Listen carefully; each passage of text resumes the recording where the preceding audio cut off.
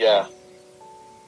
How would they do that if Wonder Woman's so well received? Isn't she a part of the Snyder universe? No? I guess so. What I was reading about is that, especially with this recent incident with, what's his name? Ezra Miller. Yeah, Ezra Miller. Yeah. That's actually part of my news. So, yeah. I forgot to mention that. I did have that in my news. I just skipped it. Yeah, I'll let you touch on that. But especially with that incident happening, I think they wanna restart everything, and it'd be kind of like standalone movies now. Mm-hmm. So they won't connect, I think. And I know they're looking to do that anyways with this new slate of movies. Like that's why Shazam doesn't really. It kind of hints towards the other movies or the other characters, but they don't make any cameos. So he's not really tied in to anything. And I guess Wonder Woman is kind of the same thing. If you just looked at those movies by themselves, they still work. They still work, without like BVS and Justice League. Yeah, so that was, I thought that was super odd. That why until this point they're doing it and stuff, and especially because they are not releasing the Snyder cut, but Justice League Snyder cut, which we should get, but it is what it is. But that was my last bit of news that I wanted to do and stuff. Interesting. My turn then, yeah. Yeah. All right, to touch on the Ezra Miller thing. So, Flash star Ezra Miller was caught on camera assaulting a female fan at a bar in Iceland at the beginning of April. I think it was April 1st to be exact. Details are unclear, but the bar in question opened up recently saying that Ezra is a regular and at that bar, at that spot, and was approached by a group of pushy fans around 6 p.m. that evening, and soon after an argument broke out. And then that's when we get that now viral clip of Ezra kind of he says something like, "What, you want to fight? You want to fight? All right, bitch," or whatever. He grabs this chick by the throat. It's not funny because he really did it, but he grabs her by the neck and kind of tosses her down to the ground. And from the start point and the cutoff of the video, it just really makes Ezra look really bad. From a star standpoint, like that's not gonna, no good's gonna come from that, whether we know the full details or not. It's just like, damn, that's gonna haunt him for a while now, I'm pretty sure. I have a hard time believing that that's real. I know I sent you the clip when I first heard about it. Yeah. But to me, it really looks staged. I don't know, when he grabs her by the neck, I mean, to me it looks like it's in a playful way because she's like laughing, and then he swings her down, and he doesn't like throw her down, but I mean, we don't know the situation. I'm not defending if he did do it. I'm not, I mean, I don't know the situation, so I can't really say it's a 6-second clip and we don't know what led to that and what happened after. So I mean, if he did do it, then that's horrible. He should get what he deserves in terms of, I guess, being like blacklisted and stuff like that, and getting sued and whatever. But if he didn't, I mean, to me, it's still up for debate, I guess. But there's always like, you have to wonder, like, okay, say this is real. The fans, they have to cross some kind of boundary in order for it to be justified for you to touch them. You know what I mean? Oh yeah. So I don't know. Even if it was, he was just playing. Even if it was fake or whatever, why would you allow that footage to be skewed in that way? You know what I mean? I don't know. It's just a weird situation for him. And it's like, why? So Iceland doesn't have like an outbreak? Like, why is it okay to be at bars? Well, they're not on mandatory like lockdown or whatever. LBR. Okay. All right. He hasn't even responded, or his rep hasn't responded, or Warner Brothers hasn't responded. So that's either they're trying to think of a really good excuse of what happened, and to justify what's going on, or they're trying to talk to that person to maybe shut them up and have them sign like a NDA and then pay them off and have them say that nothing happened, that it was an April Fool's joke. Oh yeah. Because it was April 1st, April Fool's. Yeah. I don't know. I mean, if Warner Brothers is listening to us, I just gave you an idea. I gave you an idea. So. Okay, well, since we're throwing, it's really bad though because no one said anything about it. No one's responded, which it makes you look guilty if you don't say anything. Yeah, it does. You need to have at least some PR come out already. But I think you need to get ahead of it. Yeah, I think the Twitter account had been deleted. The girl that the original account who posted it was deleted and removed, and then that also brings people to believe like why did they do that? What happened? But I mean, it's already out there, so everyone can see it. I was like, you posted once, it's up there, you're done. Yeah. Mm-hmm. Sorry, Wesley, I interrupted you. No, I was just gonna say, I immediately thought that because you said that it sounds like he's like playing around, and it sounds to me when you really analyze it, it sounds like he's drunk and he's not really in full like motor functions aren't going. You know what I mean? Mm-hmm. So that would be the easiest route, I think, is that he was drunk and these people maybe like got on his bad side and he did that. You know what I mean? People do a lot of crazy stuff when they're drinking. Yeah. Inebriated.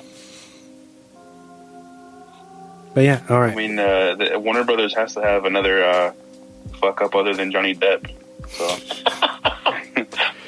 Oh yeah, Johnny. Did you guys hear about it? He's like gonna sue Amber Heard for $50 million, and that he's like on track to win it.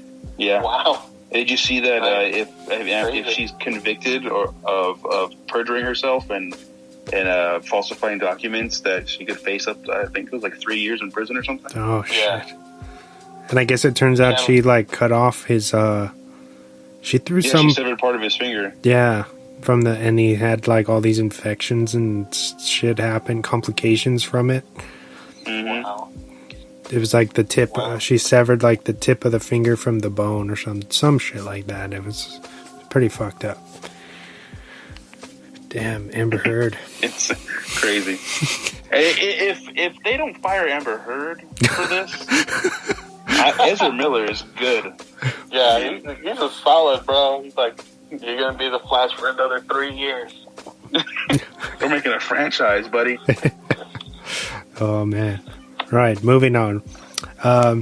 This is interesting, actually, a random piece of trivia. Recently, Tarantino opened up about how he wanted to make a Luke Cage film in the mid-90s, but ultimately scrapped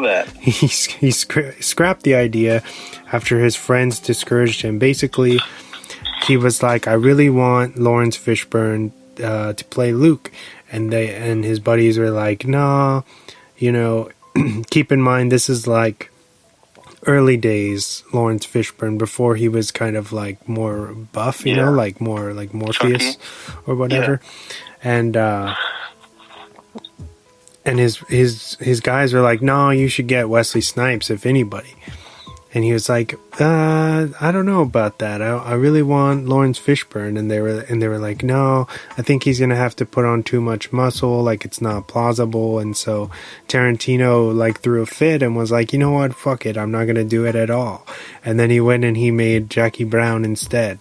So had he went on with this idea for a Luke Cage film, we might not have ever gotten Jackie Brown.